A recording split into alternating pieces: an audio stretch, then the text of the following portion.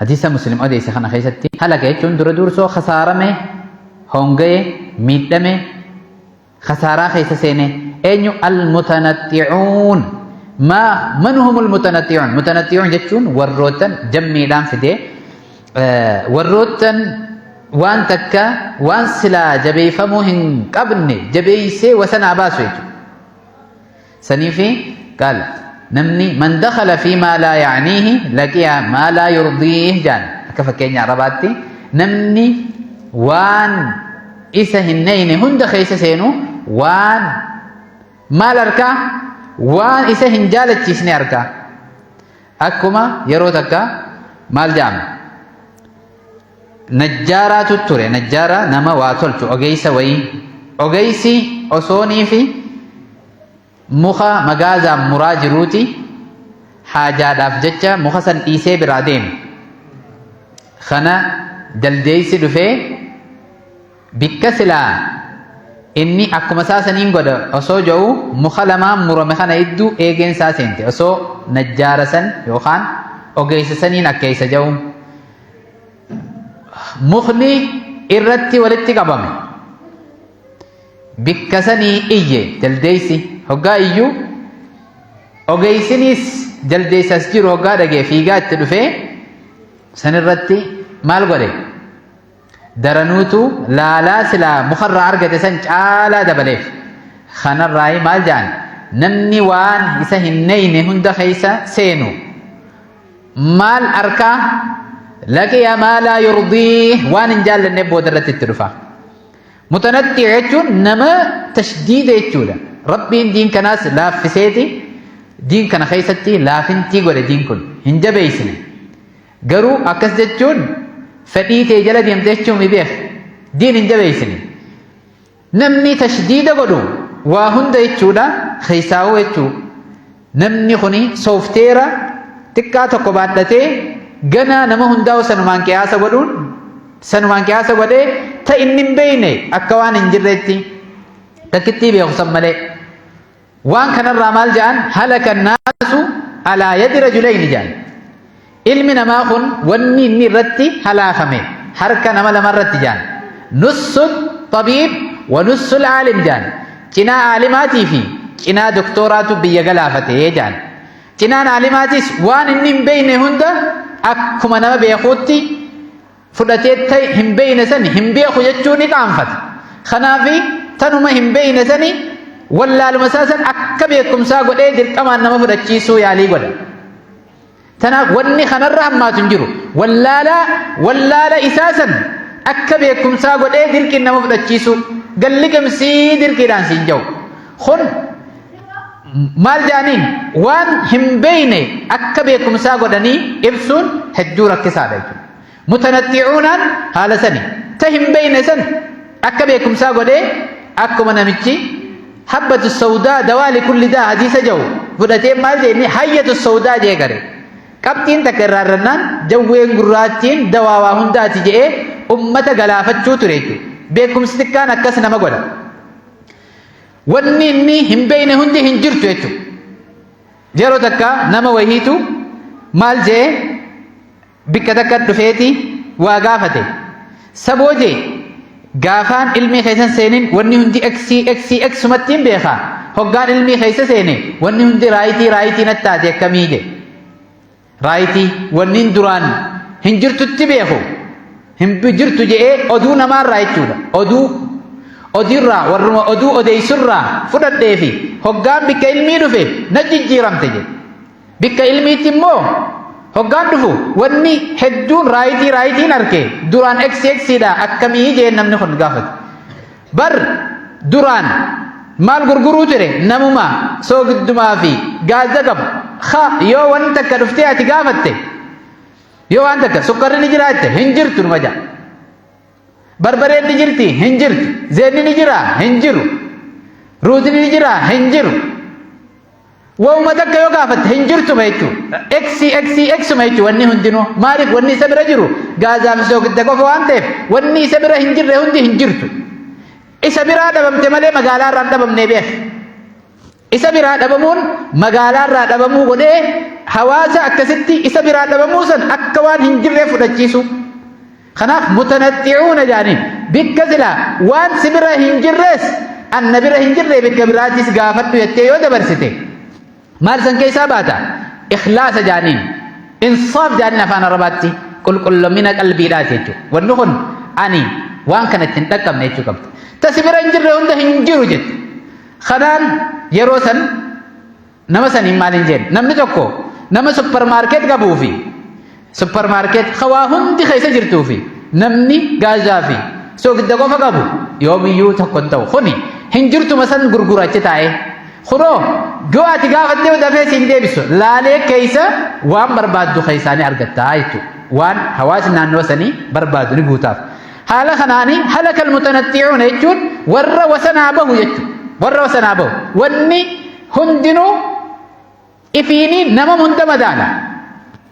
Irrina isa bira jiru saniini akkuma namichi taa'eeti osuma taa'ee eeguuti yaaboo jeen barati maal na fakkaata jeen bal jaldeessa na fakkaataa jeen osumaan taa'ee silaalu bar jeen namichi daawwitiidha sumaa keessatti fargee jeen daawwitiidha sumaa keessatti fargee bar sumaa jaldeessa fakkaataa jeen onis deebiseef wanni inni hin qabne hundinuu hin jirtu dhabama godhee ibsuu hin qabu yoon ani hin beeynes hundaa ol beekaa jedhe.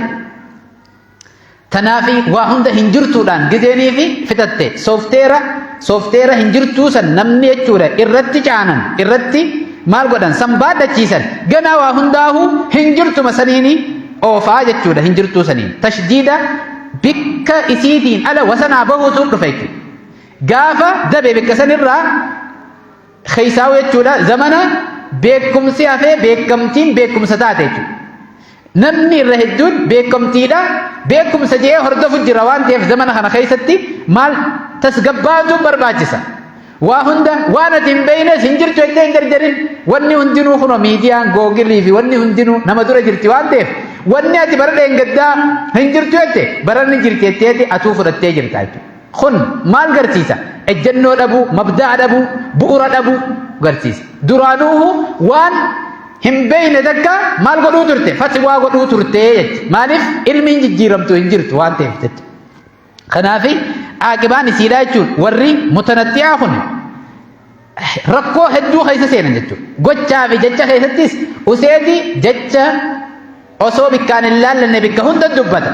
Hoggaa kana mutanatti'i jaaniin mutanatti jechuun wasanaa bahuu jechuudha. Daangaa silaa kaayame bira achi dabarraan daangaa bira namnichi dabree waan isa hin jaalachiisne harkaa jechuudha. Daangaa san akkamitti eeggachuu qabna? Daangaa san eeggachuudhaaf gizee hundaahu beekumsinis haati baratte qofaa miti. Kasii ol baratee hedduu jira. Beekumsa makee xiqqaasan amma arra yeroo amma keessa jirru kana keessatti beekamtiitu beekumsarra maal fudhatama qaba waan ta'eef ati beekumsuma kee xiqqaa kanuma qabdu san akka waan beekumsa guddaa gootee beekamtiidhaan gaggeessuu osoo hin tahin dura if duuba deebii ilaali. If duuba deebii oduu bikka hundaa guuramteen oduu ammaasis akka hadiisaa gootee hin oofin. Kanarraa maal jaan almujaawizuuna alxuduuda warra jechaa fi gocha isaanii keessattis daangaa dabru isaan kun khasaaraman jaan. Gocha keessattis daangaa eeggachuun nurraa eeggama.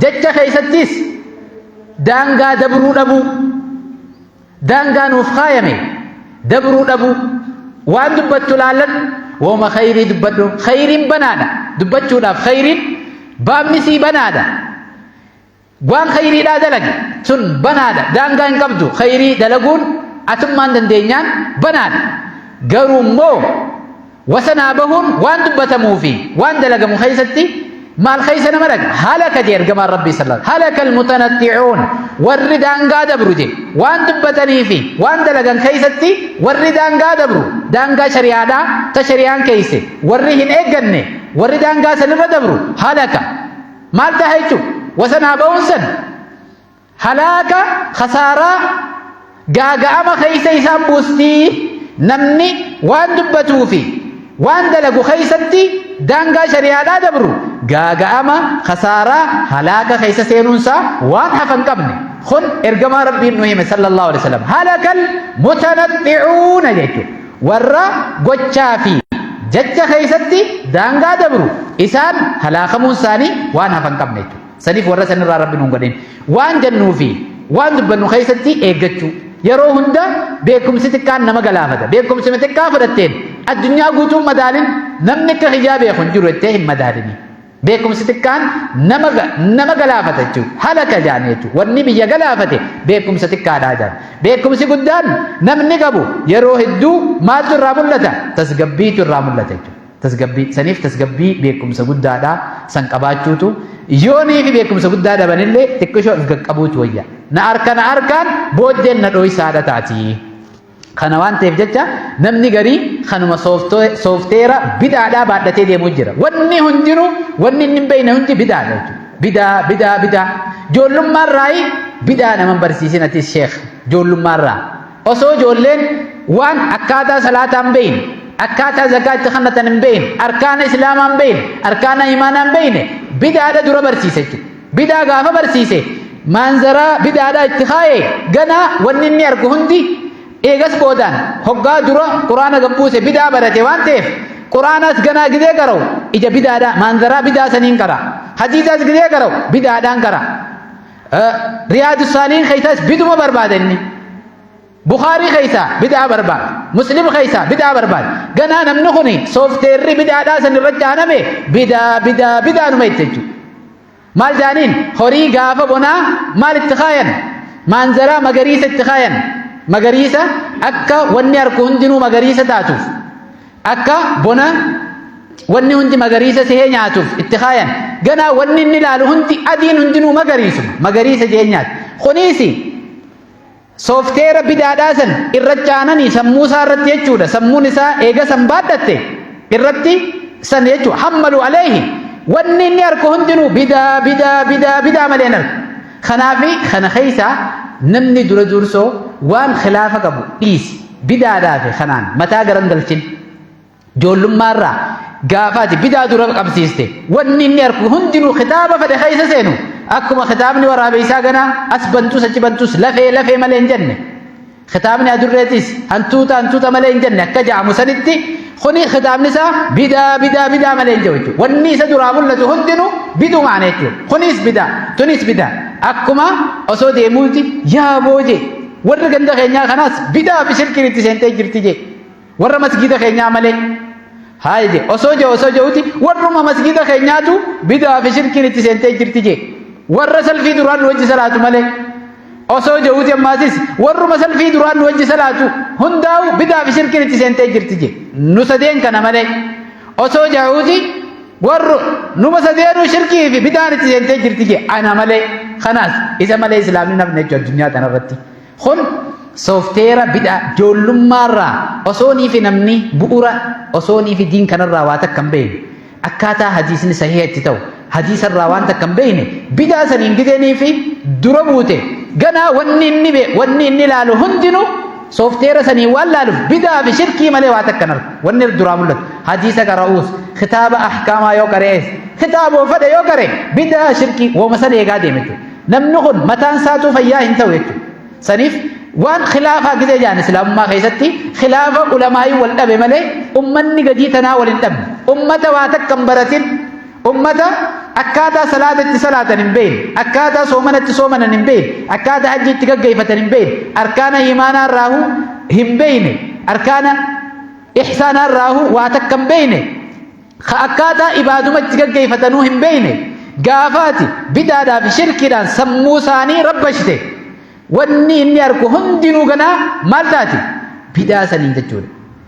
Wal dhabe ulamaa'ii waan kana hunda baratanii wal dhabe dura dursoo beekumsaan oofaa bikka ulamaa'iidhaa san geessi eegas kuna ulamaa'illeen akkana wal dhabde waan arra yuunivarsiitii keessatti doktoronni piroofeesoronni irra wal dhaban ijoollee ganaa saayinsii naannoo barattu ganaa gadii tanatti oolmee daa'immanii yookaan bu'uura boruurra jirtu yoo waan san khilaafa san barsiifte maal ta'a sammuun isaaniitu ni rabbashamti wanni hundinuu madaala jechuudha. Mutanatti'uuna jechuun waan silaa guddatanii itti dhaqqaban san ati gadii tana gabbuustee isaan kanaan rabbashuun maal keessa jechuudha waan takka daangaa baasuun daangaan shari'aadhaa ilmi tanaas tajalarraa ittiin ol guddatan ijoolleen xixiqqishoon maal barattee guddachuu qabdi haaluma saniin deemuu qabdi malee waan khilaafaa saniin gizee ijoollee gabbuuste wasanaa baastee jirta atiis ni halaakamta namni si jala deemulleen warri ati barsiistulleen halaaka yookaan gaaga'ama keessa seena sanii fi dura dursoo ilmii xixiqqishoodhaan haa guddatanii dhaloonni ilmii khilaafa hin qabneen haa guddatanii eega baratan boodaan bar khilaafni kunis ni jiraattee gaafa itti himte rakkoo hin qabu garuu immoo yoo dura dursoo khilaafama san fiddee itti ganneeyte waan khilaafaa saniin mataa garagalchite soofteera bidaatii fi shirkiidhaa hoggaatii irratti irra fiite ganaa namnummaan ammaas halaakni keetiis harkuma warra ati barsiiftee san ta'a jechuudha. Firiin ati facaafatte sumaan murachuu ta'a. Qoreedha facaafatte jechuudha. Ganaa ummata sammuun isaanii hin jabaatin ummata ilmii ganaa ijoollummaa keessa jiru jechuudha. Waan silaa oolmi'a daa'immanii keessa baratan ati waan silaa san dhiistee waan olitti yuunivarsiitii keessa baratan gaafa asin gabbuuste siin wasanaa bahe firii san nif murattaa jechuudha. Qoree san siituuf facaasa. Haa ta'u qoreen san maali? Hoggaa bidaadhaa fi kun warra bidaati jettee jibbanna namaatii fi shirkiidhaan nama kana hunda biratti arrabsite as deebi'ee sumaa arrabsa. Ati yoo eenyu wayi nabiidha. Wanni as deebi'ee si arrabsuuf waan ati facaafatte jechuudha. Qoree ati facaafatte san sumaan murate jechuudha. Namuu waan facaafatte ni murate. Saniif wanni ta'u adaba barsiisuu dura dursoo. Kaalkulamni barnoota islaamaa maal ta'uu qaba? Daangaa kan eeggate, kan tartiibaan eeggate kaalkulamni isaa sani waan khilaafaa dhiisi. Maal barsiisi dura? Waan adaba irratti ilmaan guddisi. Waan khilaafa hin qabne ilmiin khilaafa hin qabne hedduudha. Ta khilaafa qabdu san eega namni jabaate eega takka baaba ilmii keessa seenee haa baratu. Yoo kanan godhin firii facaafte jechuudha. Yoo ati ijoollummaa keessa firii bidaadhaatii fi shirkii facaafte wanni ati facaasu jirtu bidaadhaa fi shirkiidha.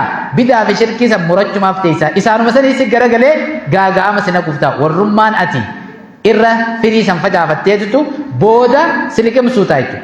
Wooma harka keetiin facaafte muratta. Haa ta'u adaba yoo facaaftes adabuma san muratta. Waan gaarii yoo facaaftes wooma gaarii san muratta. Saniif warra waan gaarii facaasee waan gaarii muratu rabbi nu haa godhu. Soofteera bidaadhaatiin gizee hunda ifiis rabbashee namallee rabbashu osoo hin tahin warra daangaa shari'aatis eeggatu. Waan dubbannuufi waan daleenu keessatti daangaa shari'aatis eeggachuu rabbi nuuf haa laaffisu.